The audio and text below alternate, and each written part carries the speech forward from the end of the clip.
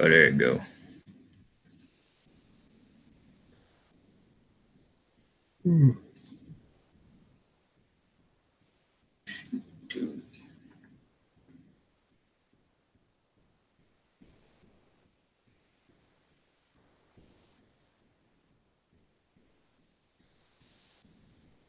Yeah.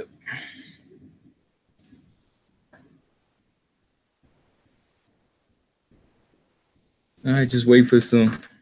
Got somebody popping up already, man. So just doing this little live stream. You know, it's name Combo Breaker 99 up in here again. What's up, everybody? It's your boy Boxing P. Yeah, man.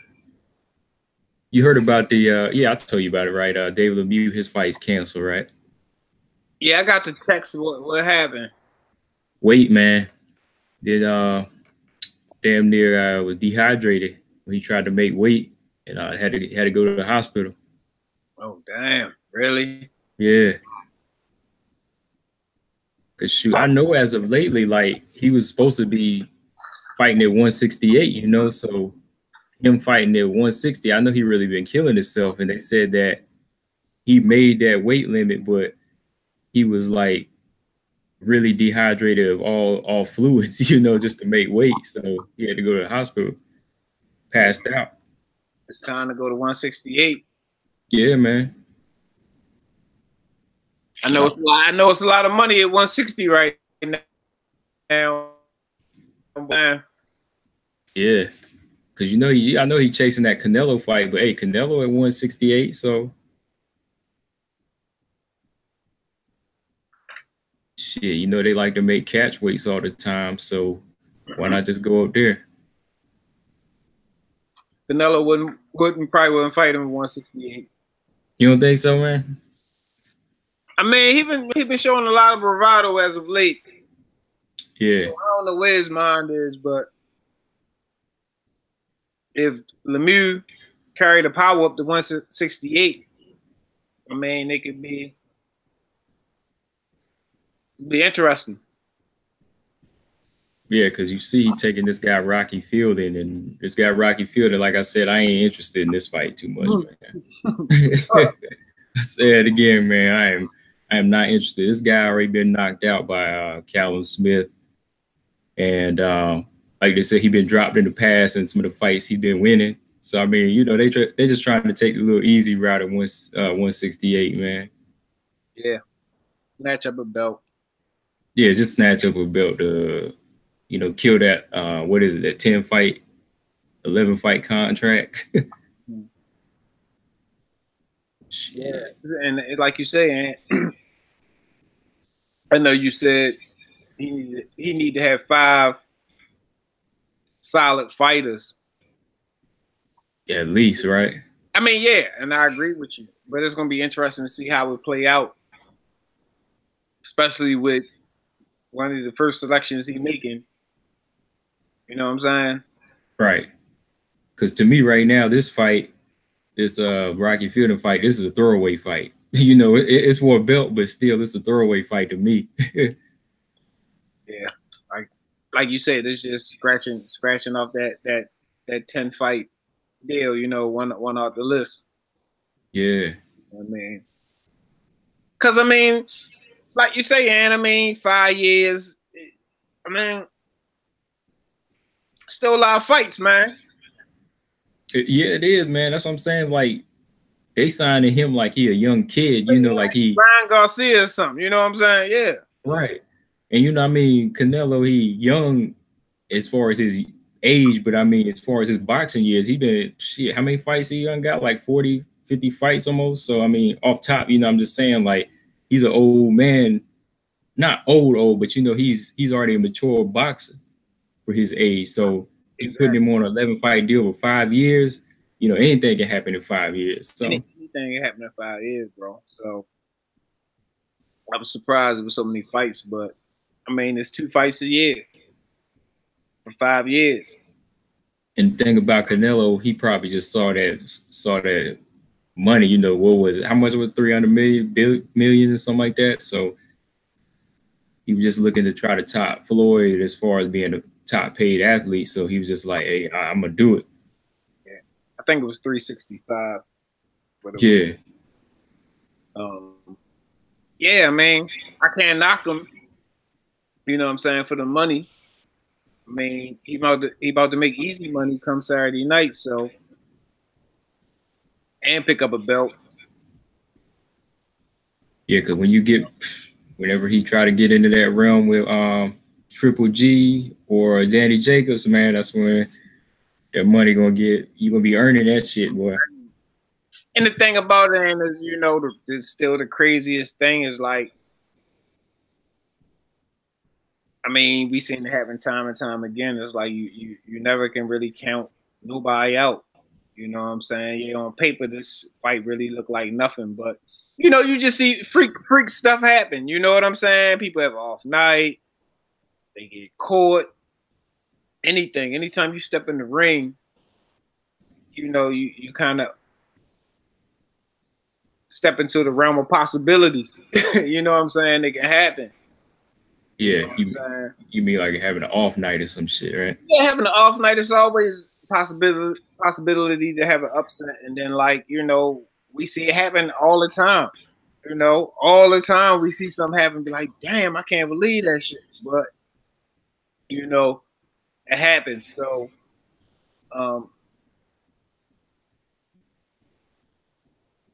on paper, like I say, I mean, it's an easy fight for Canelo, and it should be an easy fight. I'm not saying nothing gonna happen, but you know, I mean, we seen crazy things happen. Right. You know. What do you think, man? Like, I was just looking to another fight on the UFC card got canceled. Two of the girls fighting, man, and like one of the girls, she had to pull out of the fight. She got sent to the hospital for trying to make weight too, man. Like, she made the weight, but it caused so much damage that she passed out, man. Like, what do you think of this, like, weight cutting for like fighters, man? Like, as far as doing this shit like the night before, man. Well, they already been kind of looking at how much of an issue and how like damaging it's starting to be.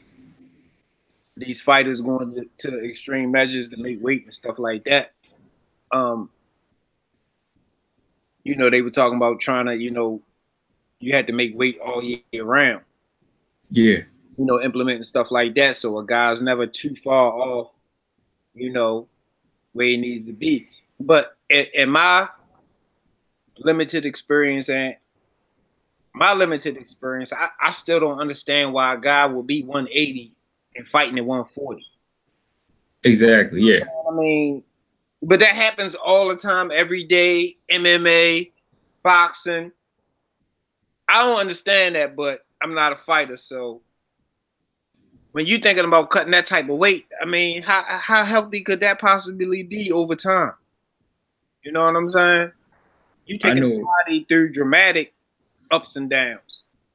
Right. I know, like, for some of these ladies that's like trying to drop down to like 125 and 115, you know, they're walking around at like 140 and 160 sometimes. So they trying to get their weight all the way down, you know, for these fights at one time. You know, they're trying to do it like in a matter of days or weeks. That's why it's like killing, like some of them are having like kidney shutdowns, you know, because you can't drop that type of weight that quick, man. Yeah, exactly. Yeah, you can't do it that fast. So me, not healthy. You know what I'm saying? That's why to me, it's like, shit, you should be fighting wherever you walk around at, basically, you know. I mean, you probably be not strong. Yeah, somewhere in that realm, like give or take a pound. You know, 3 or 4 pounds, something like that. But you can't be 20, 30 pounds off weight and then want to get into that. And that's just my personal opinion, and I'm not a fighter. You know what I'm saying? But I always wonder why a guy would do that, why he would weigh 180 and be fighting at 140. That just, you like at 140, you're a small guy. But when you ain't fighting, you're a big guy. You know what I'm saying? You right. Totally different people. But I guess it comes down to some of them, like the height. You know, maybe some of them feel like my height can't work at the bigger weight classes. Now, it's just some of them, not all of them. Now, you know, some of them might say I'm like 5'7", so 5'6". I wouldn't, you know, I'd be blowing up to like 170. But At light heavyweight, I ain't got to reach for it, you know, so I got to move down. But sometimes you do be having like 6'2" guys and they squeezing all the way down to welterweight, which to me, that's kind of hard, you know.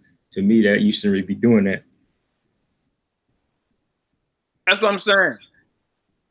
I mean, the people who do it might have a logical explanation of why they do it, but to me, it seemed a bit extreme to, you know, be cutting that type of weight. Right, because I mean, and now, and not even in my personal opinion, it's obvious because look all the stuff that's happening. It's in boxing, it's in MMA. People going through all the stuff you saying, kidney failure, passing out, dehydration, all this stuff that comes trying to make weight. Now the thing is that what's the effects of that 10 years from now? Right. A 10-year period. You see the immediate effects of it. You know what happens? You've been doing this to your body 10, 15 years. So it's something that's definitely need to be addressed and looked at. Yeah. Because somebody for like Ricky Hatton, he was an example. You know, he was coming all the way down to 140. And you remember like how big he would be blowing up? Exactly. He was one of the guys. Tim Bradley. You know, a couple other guys. You know,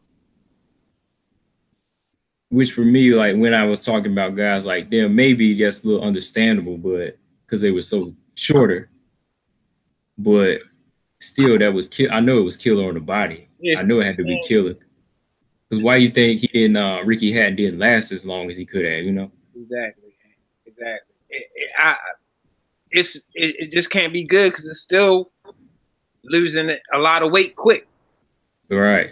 And really putting it on quick. You know what I'm saying? They put it on quick. Soon as you fight over you drinking and chilling and, you know, what have you, whatever. Because shit, Tim Bradley, boy, he used to put that shit on, boy. I mean, we were just talking about him, man. Look at how he got. We never, in my wildest dreams, I didn't think he could look like that. He a fat boy now. You know what I'm saying? Yeah, he used to get big, boy. I remember that time, like, even in that off season of one of them Pacquiao fights, he got big, man. I was like, this little dude get big, man. He's about big as his head, man. Shit. That's why I just think, too, man, like, something about the way they do the weigh-ins now, they got to figure something out where they ain't got to kill themselves like that last minute, you know? Yeah. It's got to be something like a few days in advance or something like that. You know, more than a day, man. I know the UFC was going as far as to like start. Well, not the UFC, but people were like dancing around the idea of having like more weight classes. The guys were saying it's hard to, you know what I'm saying? Yeah. Make some of those weight classes because that's why some of those guys are cutting that type of weight. You know what I'm saying? Whereas if you had a weight in the middle of lightweight and, you know, super lightweight, whatever the case may be, a guy might be more suitable, more healthy to do those type of weight cuts, right? You know, right? About that, adding more weight classes, not the boxing, just in general. I think in general that would be better, man, because you think about it like with MMA, there should be going like increments of 10 almost. So yeah. So 10 pounds, that is a lot for somebody to try to make. So you got to think, man, like if they had to at least cut, because you think you already got catch weights anyway, you already ought to make it between like 5 pounds or something. So that person in this weight, he won't have so far to jump, you know? Right. You know, he won't have so much to shed. But I tell you, boy, if they did that in boxing, you'd be seeing people ducking people then, boy. Like somebody at 147, they'd be like, oh shit, there's a weight 2 pounds ahead. No, I'm not in that weight no more. Yep. I mean, it would create good stuff, but it would create bad stuff as well. Yeah. Yeah, because I think it would be cool, but after that, like when you think about it, it'd be just too much. It'd be too many. A lot of the divisions, they would be barren, man. Like you really wouldn't have a top 10 because some people would be trying to jump to one weight classes to say, oh, I dominate this now, you know, but he probably like the only 2-3 fighters there, you know? So that's why I said I think it definitely probably would have some beneficial stuff, but it definitely probably would have some stuff that's not so beneficial to the sport. right. But with that fight, man. The weight thing is definitely a problem, though. Yeah. That's what I say with that fight, like with David Lemieux, man, like just him having to try and squeeze down. Cause even before this fight, he was kind of going between 168 already, but like even after the Triple G fight, there was some of his fights was like catch weight going to 168. So yeah, he was trying to get back down to this one because he wanted to get that Canelo fight. But yeah, because he been complaining about making 160. You know what I'm saying? Yeah. But for a guy like him, I think he would fare okay at 168. He's kind of wide. He's not really too short. He's a little bit taller than Canelo. Canelo got the weight on it, but he ain't got the height for 168, man. Like you saw the stare down with him and dude Rocky, right? Mm-hmm. Yeah. So I just think I just think Canelo, this guy, he could beat this guy, but like as the orders come taller and tougher, man, Canelo ain't gonna really last it 168, man. He ain't gonna stick around for that. He ain't gonna stick around for that type of smoke. Nah. Imagine if somebody like they had like Andre Ward in there back then. He would even toy with 168.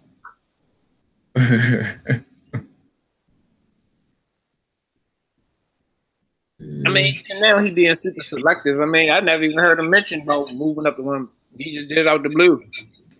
Yeah, that shit was crazy, man. Like right after the Triple G fight, everybody was like, we gonna go into this rubber match, and then he's already like, nah, I'm gonna fight this mother who ain't nobody heard of. Yeah. Shoot. Definitely came out of left field. But dang, man, like shoot, Tevin Farmer, man, his fight coming up with this guy Fonseca, man. I saw Tevin at the little weigh-in, boy. He was trying to start up a little shit. You see him? He was all up in the dude's face, talking smack. Dude, he wasn't even, the dude wasn't budging at Fonseca. So I'm just like, Tevin better be on his game, man, Yeah. Tevin, like I said, he got skills for days, man, but sometimes when guys know you ain't got the pop, they disrespect you, They walk through you. And that's the thing about boxing. People understand, like, to me, you got to have some type of pop, even if you ain't got like ferocious, wilder pop, power. You got to have something on your hands just to make a guy not want to come in your realm. Like Floyd's a perfect example. Yeah, Floyd. Not knock out artists, but enough steam on it to get some respect. Yeah. Cause like Tevin, like I said, he got good skill and stuff, but it just seemed like most guys, they don't have that fear of him. You know what I mean? Like not even the fear of looking bad with his skill. They just want to walk him down and try to get in there. Right. I mean, I know he just signed with Eddie and, probably getting some nice paydays and finally getting the stuff he deserved, but it's still a long road for Tevin Farmer. You know what I'm saying? I definitely like what I see, but still got a lot of work to do. Yeah. You know what I'm saying? Got a lot of work to do.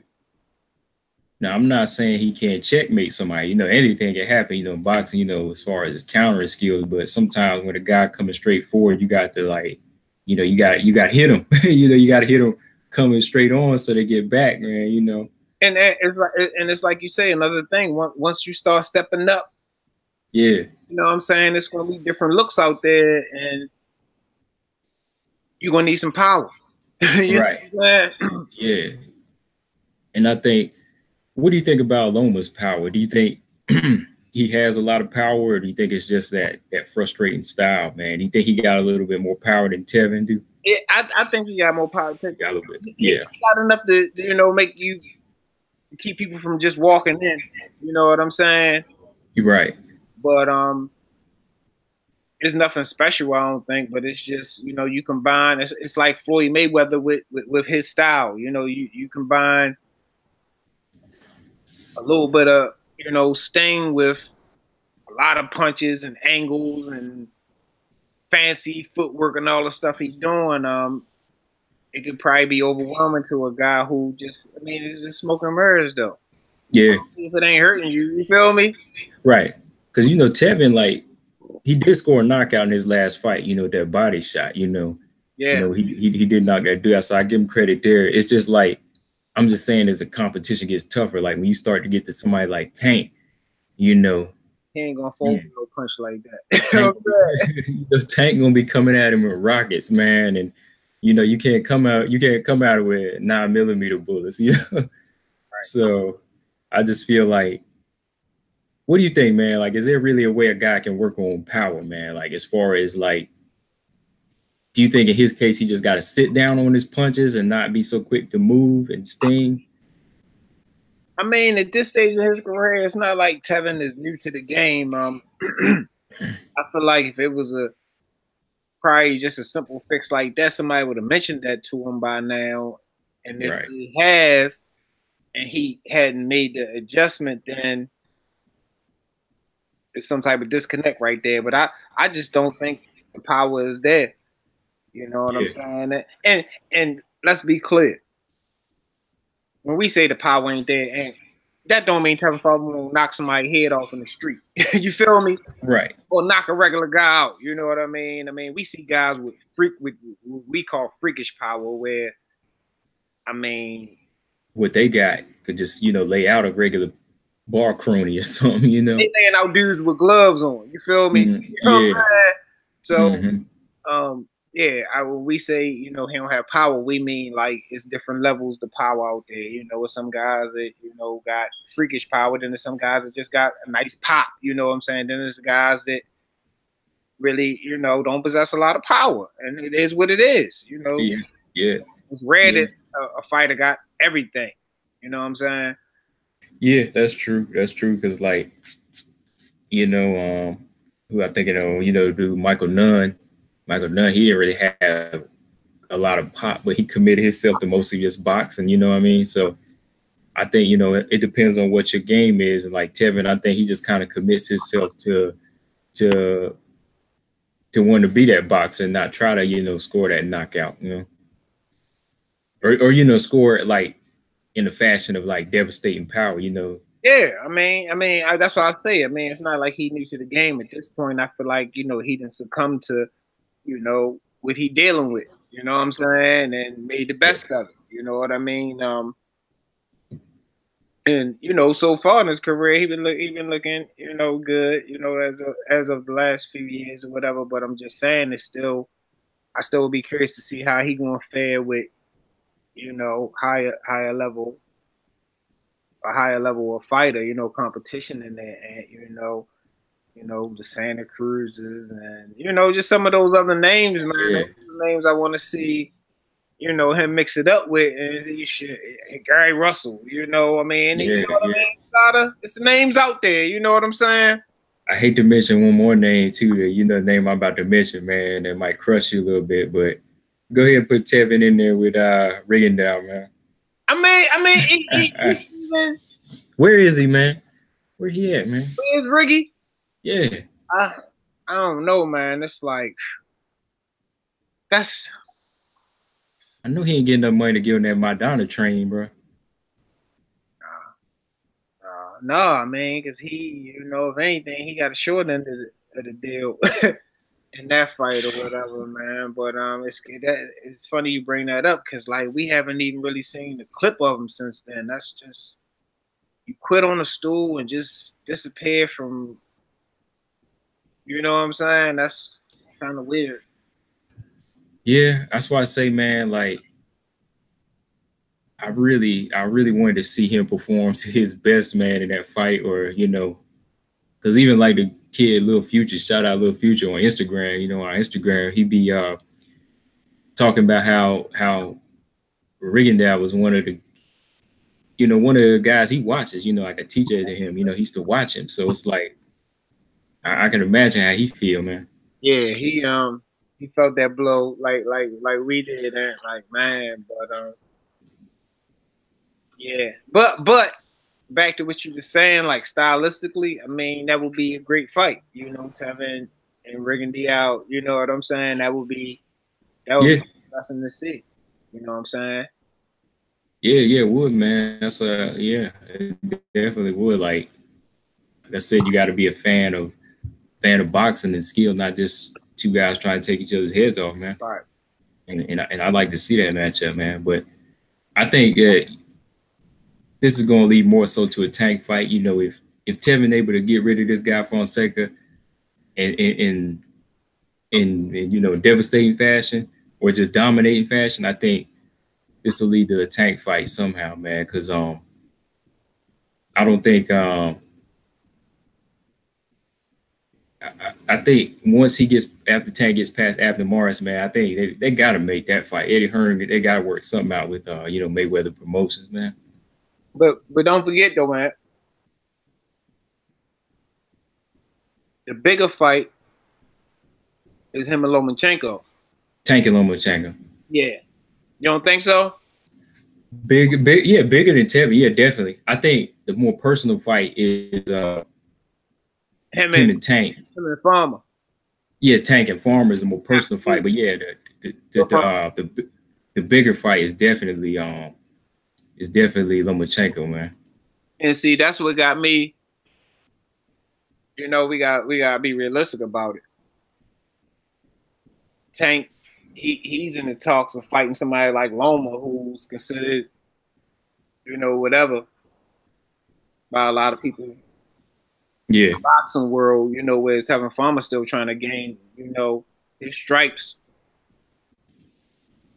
you know, by the masses in the boxing, you know, community or whatever. But you know, Loma they just gave him to him, so it's a bigger fish for him. So you know, I don't know how that's going to play out. You know what I'm saying? That he might yeah, he might be baited to go that route if that's bound to happen.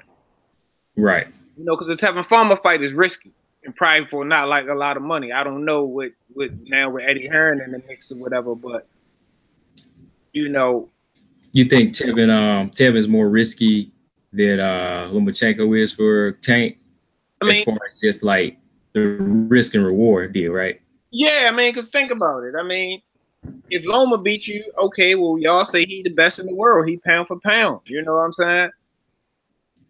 If Right. Tevin Farmer beat me, people don't really know Tevin Farmer like that. It's gonna be like, yo, you got beat by somebody, a nobody. But you know, even though Tevin Farmer is not a nobody, but a lot of people don't know him. You know what I'm saying? Right. So it's like, it's just the fact that you know he in them talks with Lomachenko. Tevin Farmer not in the talks with Lomachenko yet because he not out there yet like that. You know what I'm saying? Right. You know, Tank is on a different platform where yeah, people talking about him in the circles with Lomachenko, and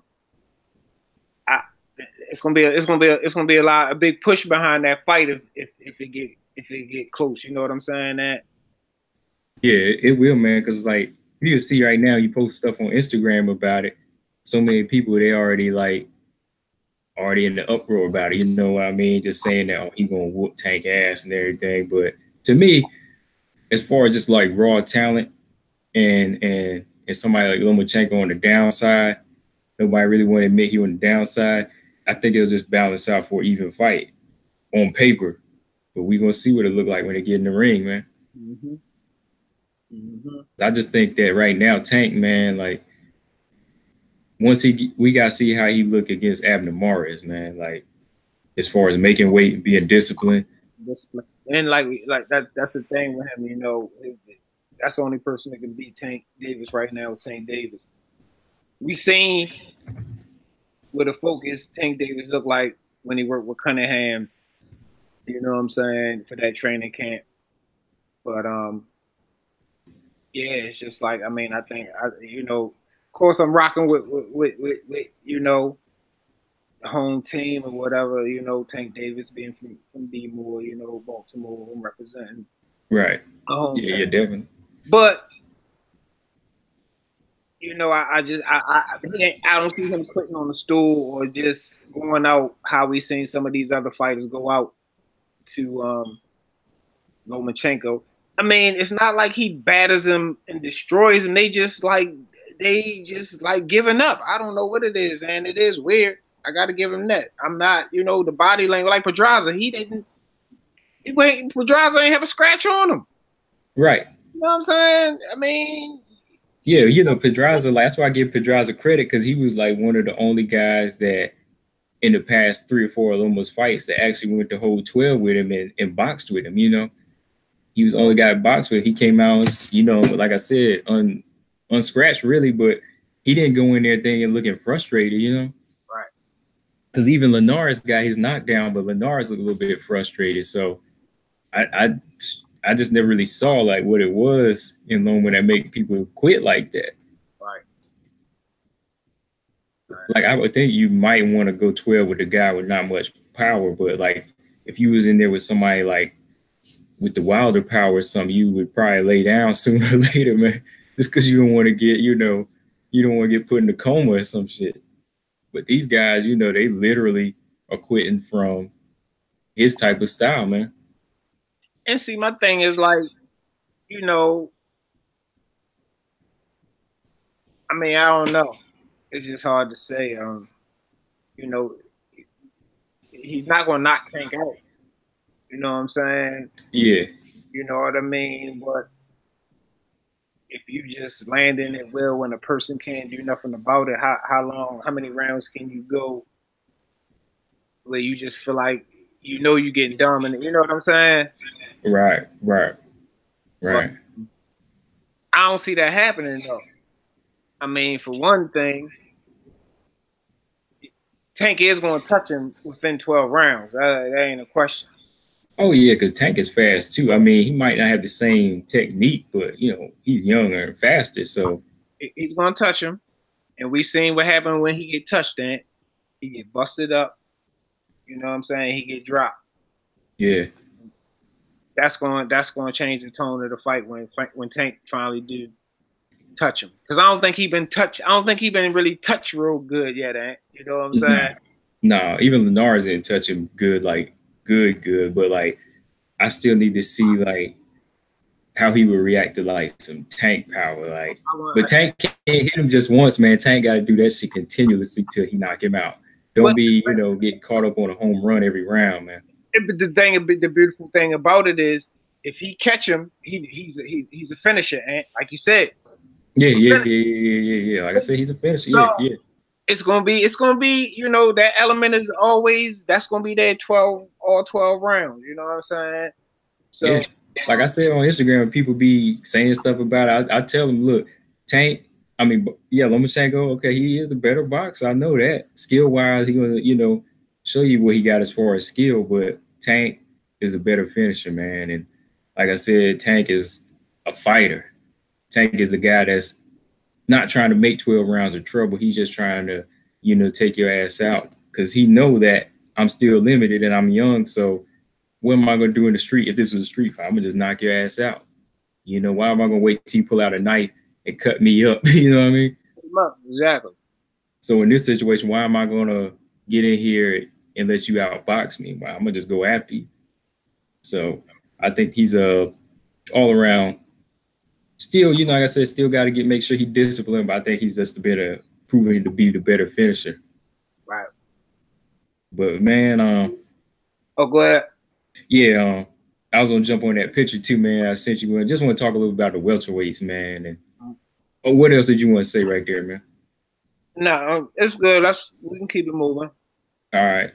Yeah, because man, I'm just, you know, going through, man. I was looking at all the fighters, you know, and I said, look at this picture. I said, you got Keith Thurman, you got Errol Spence, Sean Porter, Terrence Crawford. All these guys, they lined up to fight. Like I said, Thurman, he's going to fight Josito Lopez, Errol Spence, Mikey Garcia, Sean Porter, Ugas, and Terrence. He really ain't got no opponent. I just put that Collazo because he need to fight somebody. But, like, when you see that, man, don't it kind of just make you think, man, like, why the hell ain't none of these guys fighting each other, man, on the top row? Because I'm just like, look, we start in 2019 off. Each one of these guys in some way thinking they number one, but when you think about it, welterweight division, man, you ain't got no number one guy. I'm just being honest. Like I mentioned, throwing Danny Garcia's name too because he fought two of them guys, but still, you know, he came up on the losing end. But even then, like I said, he fought both of them, but he came out the loser on both sides. So you can't really say there's any top guy at welterweight now because Thurman been gone for 2 years. He fighting Josito Lopez. Errol Spence fighting Mikey Garcia, which is a fight that, like we said, is good, but it don't really decide nothing, right? Not at welterweight. Right. Like out of all of those fights that's being made next year, like which one to you actually does kind of make sense, man? Out of the ones that you listed at? Yeah.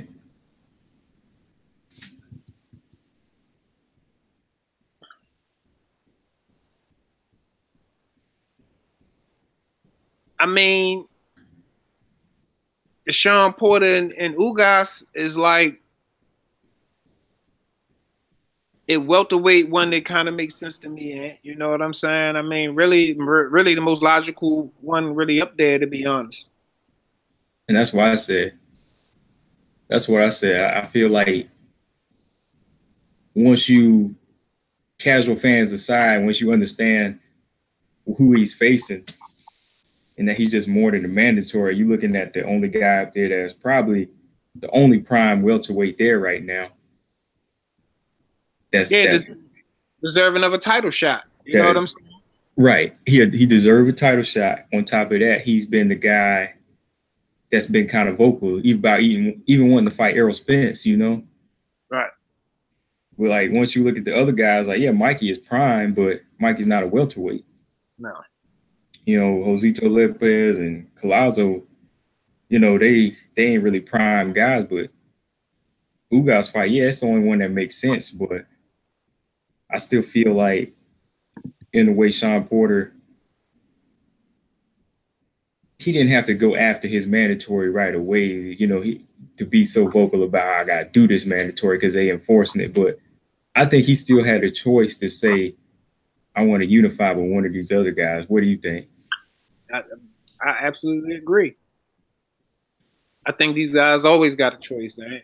Yeah. You know, it's up to what they really want to do. I mean, if it's the money, to me, you're gonna get more money being unified. So it's confusing to a fan. You know, they might say, "Oh no, man, we holding off because we trying to get more money." But if you got 2 or 3 belts, don't the belts add more money? You know what I'm saying? So if I was a fighter, that's what I would think. I would be trying to do. You know what I'm saying?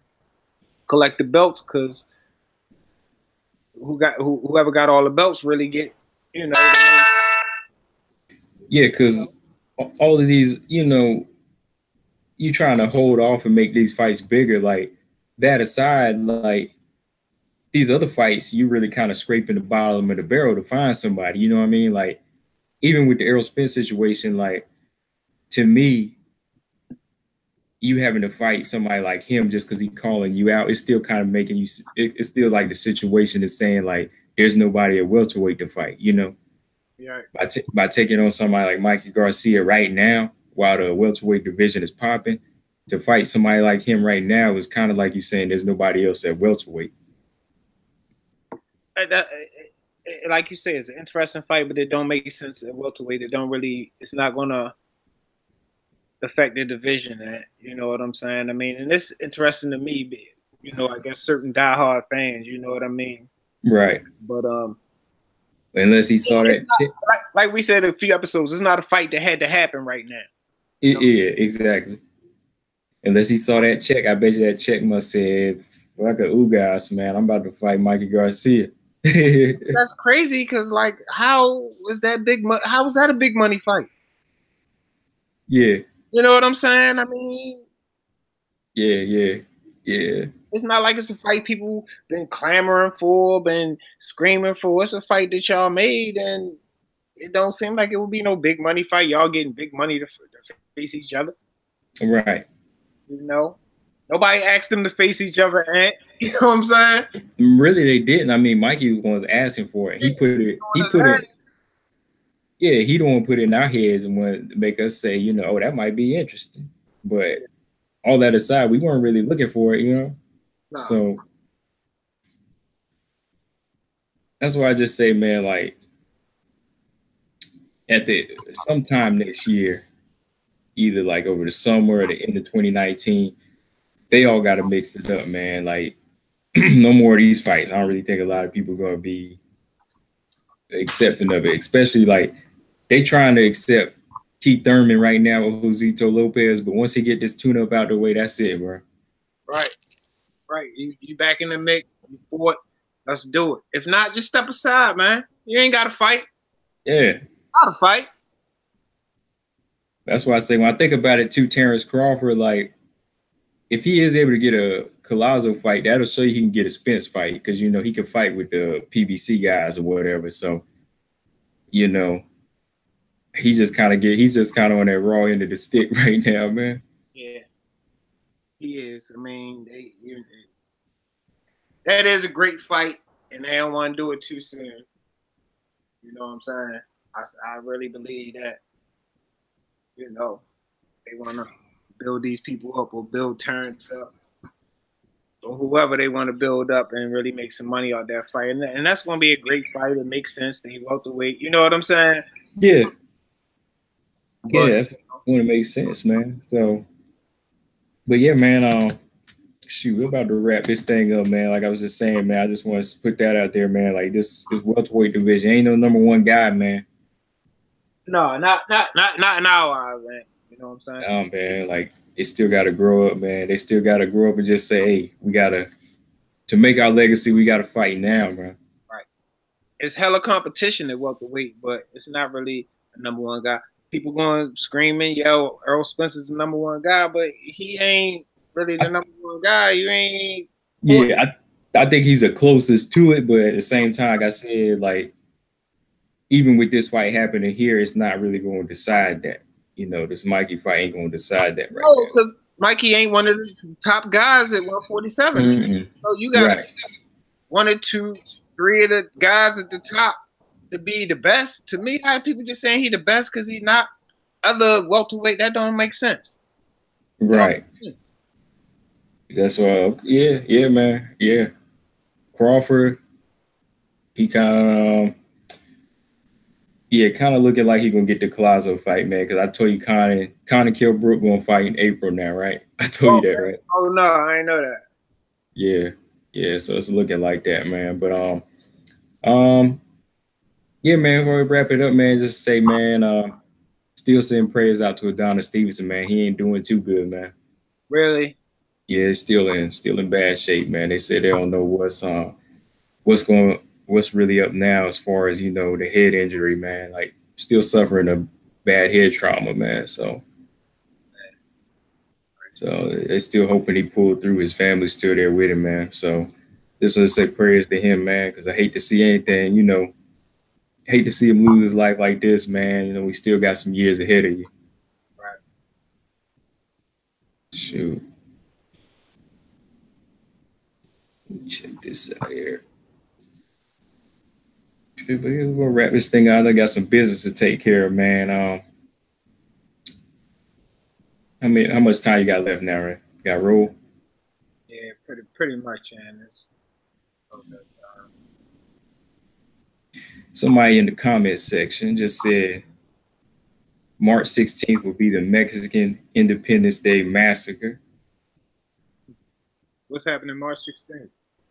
This guy Fred Thomas in the you know what's happening. He's saying that the Errol Spence Mikey. He's saying that Mikey Garcia is going to massacre Errol Spence. Oh, I mean, I'm not. I don't really have a race in the horse in that fight. You know what I'm saying? Yeah. I'm really taking my hat off to Mikey for making that fight and being so adamant about taking it, but I'm not like it's going to be Errol Spence hands down. I don't know what's going to happen to be honest. and I gotta see because I'm curious. Yeah. What if you still there, Fred Thomas? What round do you think it's gonna end in? Because I really, man, like I just want to see a good fight, and like I said, two good fighters. But I'm just mad at the fact it's holding up the welterweight process. You know. Yeah, but it's not holding it up. It wasn't moving forward. You know what I mean? I mean, I get what you're saying, but it's not like you said they weren't going nowhere anyway. Hold up, Keith Thurman. No, I'm fighting Mikey Garcia for no. He not saying that. He like nobody wanted to fight. Yeah. Okay, that makes sense too. Yeah. Yeah, you know what I'm saying. I mean, I feel your frustration. They were at a standstill anyway. So the train wasn't moving. So Mikey Garcia jumped on, and they said, "All right, we moving again." Somewhat. Yeah, I mean that's how I looked at it. You know what I'm saying? Even though it is not what we want to be happening, but that's how I saw it too.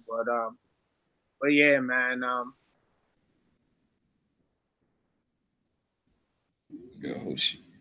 Oh shit! Hold up. God, you still there? Who, man? Oh yeah, I thought you were froze up. Oh no, I'm here. Okay. He ain't never come back, Ant. Hold up. I was just trying to see what you about to say.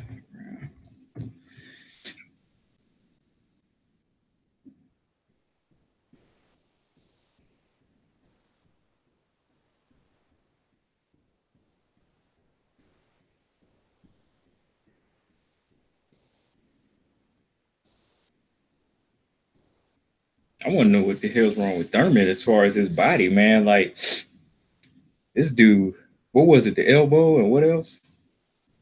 The hand.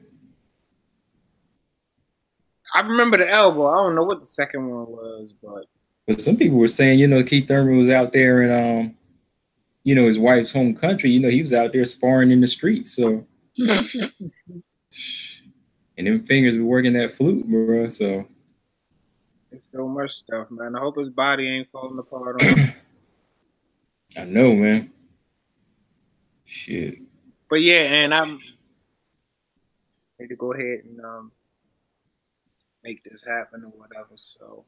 All right, man. Well, I'm gonna go ahead and shut it down. What's yeah, man. If y'all still checking us out here, man, just make sure y'all subscribe to us here on YouTube. And on us, you know, all our platforms, iTunes, Google Play, Stitcher, SoundCloud.